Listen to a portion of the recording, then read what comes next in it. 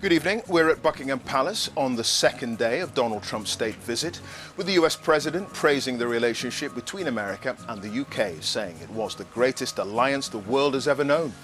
Historically, it's been a Labour stronghold in general elections, and barring 4 years in the 1930s, Labour has held Bishop Auckland since 1918, but this majority has been slowly whittled away over the years.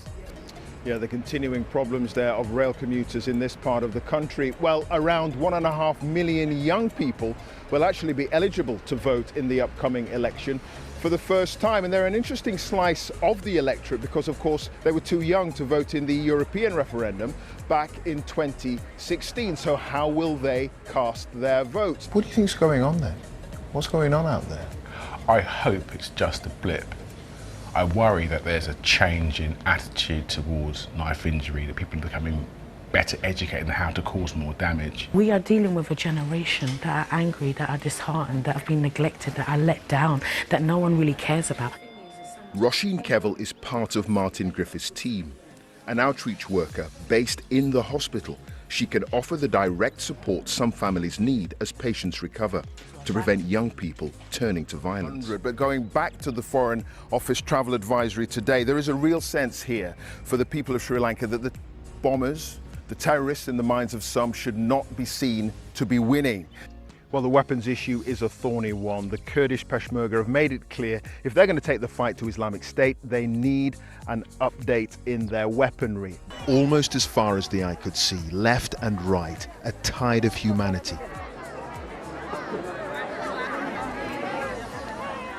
Between 10 and 15,000 people had crossed the border in one night.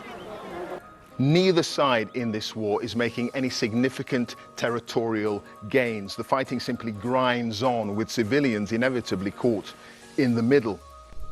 Well, we're right on the edge of the police cordon that's been thrown around the crash site. This is as close as we can get, about 5 kilometers away. I thought I was okay.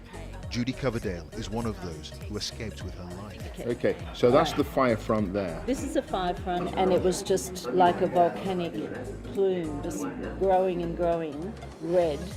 It's getting closer and closer, and at this stage you're thinking, I've got to get out. Yeah. This is what her village endured. The video was filmed by Ronnie's father, Brian, a highly decorated former volunteer firefighter. The flames just meters from his house.